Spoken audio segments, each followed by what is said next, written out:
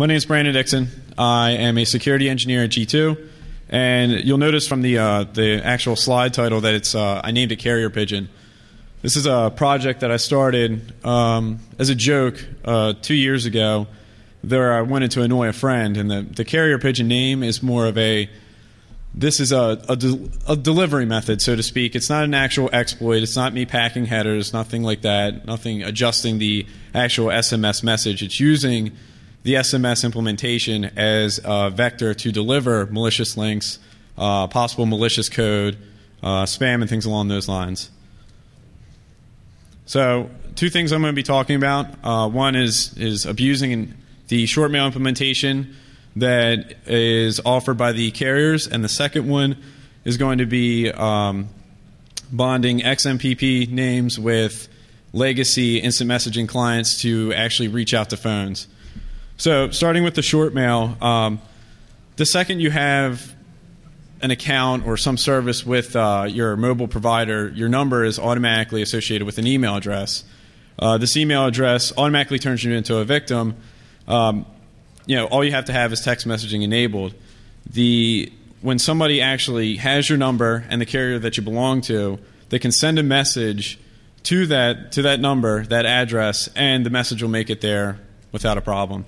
It's received as a text message, not as an email, so it shows up in your inbox. And cost equivalent is that it's standard to a regular text message. So right away, one of the biggest problems with this is that it's enabled by default. The second you sign up for service, you have this enabled whether you know it or not. And one of the things I've noticed is that when you're filling out the application or whatever it is to actually get your service signed up, they don't sit there and tell you. They don't go, oh, by the way, we've enabled something by default you may not necessarily want, but if somebody starts to abuse it, we're going to charge you for it. So kind of attacking short mail, you have the conventional spamming techniques that are already out there today. You have the mass mailers, which, email, you get flooded, you get in spam all the time. So the only thing that spammers and mass mailers have to do is actually change the target list in which gets inputted into these mass mailers. So I'll get more on that later about actually creating those actual victim lists. So another thing that spamming technique that you can use with this short mail attack is that you can actually spoof the source address. From some of the carriers that I have talked to, they don't actually concern themselves with the source because they're more concerned with the content, which makes sense. But at the same time, an average user getting a message from president at the White House or whoever, it's if it looks real, then they're more than likely going to believe it. So it adds another ability to actually do phishing and things along those lines. It's another attack vector. So the carrier can be identified by services online. It's completely scriptable, and that kind of goes hand in hand with generating these victim lists, in that you can actually go to several sites, these form-based sites, write a parser to go through the site, and input the actual user's number, and fairly accurately generate a list of all the victim numbers that you want and the respective carriers they're associated to. So some of the limitations with this attack is anything past 160 characters may be dropped, and this depends on the carrier. I've noticed that some carriers will do the truncating for you, and they'll send the 10, 15 messages based on the length of the actual email you send, while other ones just drop right past 160. So the other part is the carrier must properly be identified for the message to go through, which is kind of common sense. If you're sending a message to a number that doesn't exist on that proper carrier, then it's not going to make it. And as same way with SMS, there's no delivery confirmation. There's no reliable means of expecting that message to know that it made it through to the actual user itself. So overall, why is this bad? An incoming text is a charge to a user. Whether they want it or not, it's owned by default. You can send the short mail from any client. So like I said, it goes back to the standard spamming techniques and mass mailers, in that nothing changes for them. Nothing changes if you got an ex-boyfriend, ex-girlfriend, whatever, wants to keep on sending you these messages. They can instantly do it right from their standard mail client. So all of this, of course, is a problem because it's turned on by default, and most people don't even realize it. So the carriers offer limited methods to stopping the attack. by default. And what I mean by that is that the carriers give you the ability through some web interfaces to actually block 10 to 15 domains, block certain emails, block certain numbers. The problem with that is that I can generate a random email with a domain name of 30 characters that's random every single time, and it's going to make it through. And when I did my initial testing, all the messages were different, obviously because it's coming from a different source. So you block 10 to 15 addresses, it doesn't matter because I can generate 10 to 15 in 5 seconds without a problem. So that's some of the stuff they offer by default, and the other information is just not clear. I actually got to talk with some of the carriers, and they told me certain things. Yeah, we do have this available, but the information to actually find that readily available to the user was fairly difficult. It was kind of obfuscated within all the other things that they offer. So some of the carrier capabilities that I did discover, and actually in coordination with the DEF CON talk, they put me through Sprint and Verizon and some other carriers, and I was able to speak with them to see what protection measures they had in place. And they couldn't tell me everything about, obviously about their infrastructure, but they could tell me enough that there was some protection for the user. So obviously what I said before is that users can block certain domains or completely shut the feature off, depending on the carrier. Throttling and rate limiting are in place actually at the carrier level, which is, it's not exactly clear how that's implemented because they couldn't talk about their infrastructure. But doing my testing, I could see that messages would get queued up. Some of them would be dropped depending on the rate that I sent them. Another carrier, a few carriers I've heard of, allow you to actually alias your short mail account so that you're no longer exposing your number and your carrier, which is great, but that's not a feature that's available for all carriers. So kind of the trend that I've noticed is that carriers implement some sort of protection, but it's not all the same. Some do it better than others. Some offer this, some offer that, but it's never 100%. So fixing the issue, the feature should be easily adjusted by the user. And what I mean by that is it should just be turned off by default. There's no reason why that should be on right away. But part of actually turning that off is now the business end of it, in that it's been on for who knows how long. People are used to it. Now, I've actually met people that legitimately use the service. And shutting that off now would just cause a lot of issues, and forcing people to actually go back, turn it back on. It's got to be analyzed from a business perspective, and they have to ensure that when they do this, or if they're going to do it, is it worth it to actually go and do it? So one of the other things that I noticed given throughout the carriers was that more power should be given to block unwanted messages by default. And what I mean by that is that some of these carriers, like I said, 10 to 15, and that's it. And the rest of it, you actually have to go to the carrier, deal with them directly, and say, hey, I got a special case. My wife is going crazy. She won't stop emailing me. I keep on getting these messages, and it's or I keep on getting the spam. And you actually have to go with them and deal with it by dealing with the actual carrier. It's this one-off case. So, moving on to the next part of this, the XMPP and Jabber aspect of it. Kind of put a few things on here that kind of covers XMPP and Jabber that are of interest for what I'm going to be talking about next. The communications are done through XML. Setting up your own server is extremely easy. There's multiple options for different platforms. Allows for bonding to legacy chat implementations. And what's meant by legacy is that you're actually things such as AOL, Yahoo, things along those lines that aren't using XML, they're considered legacy. So you have control of the message flow. There's actually no rate limiting on your own server if you set up your own local XMPP server.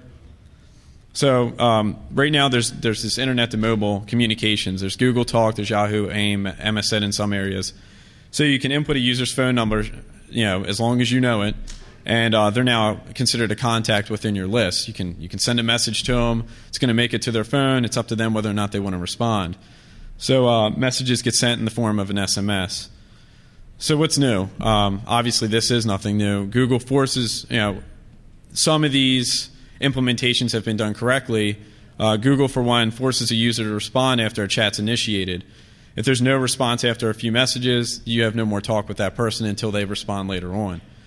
Yahoo also forces a user to respond after a chat is initiated, and they actually perform some throttling in place, whereas Google doesn't.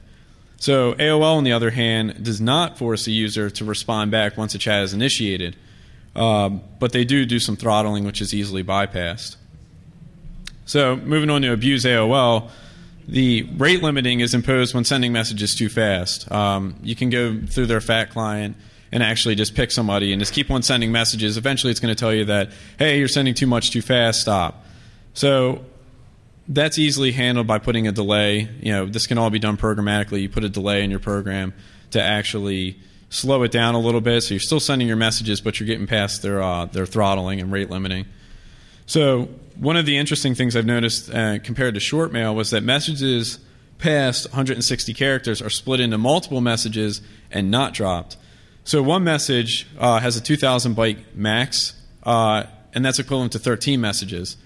So going back to this rate limiting imposed, I can send one message and have it effectively turned into 13 messages on somebody's phone, which is great because then I can send 5 messages. I still haven't hit the throttle yet, and they've just got a whole lot more messages.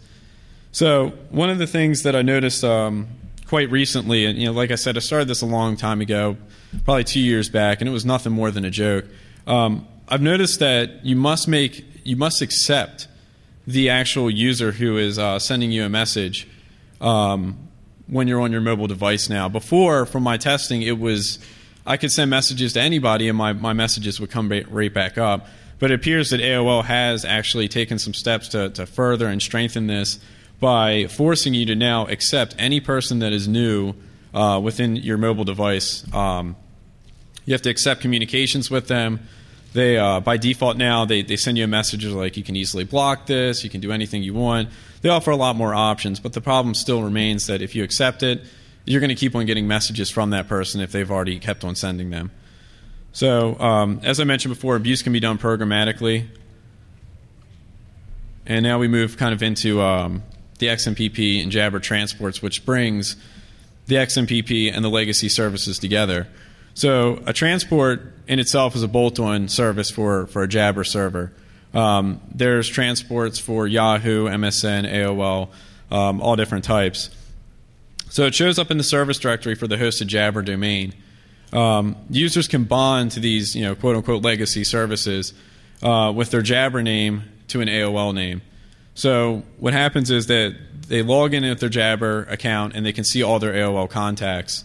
To give an example, the user looks like AOL contact at myjabber.com, where myjabber.com is the actual XMPP server. And the AOL contact is somebody that you would actually be sending a message to on your contact list. So the Jabber name can bond to multiple AOL names. Each must be in a different transport. And there are plenty of public transports available. So one of the benefits that I had doing all this testing was that a lot of places in Europe and other countries openly have public transports available that you can connect to and bond your names to. So when I was doing my testing, there was no way I was doing it from my local box. It was always from Brazil or Norway or the Czech Republic. And those, they're getting hits all the time. So more than likely they're not keeping logs. More than likely they don't care who goes on their server. So it's just another way to obfuscate your traffic and another loop that you can push all your messages through. So now, kind of tying everything together, phones and Jabber, you can have an internal Jabber server set up with an AIM transport service. This could be local, or you could use, like I said, one of the public transports. You bond your Jabber account with your AOL account, and you send messages to the phone using your internal Jabber account or your public Jabber account. The connection, bonding, and authorization can be done programmatically.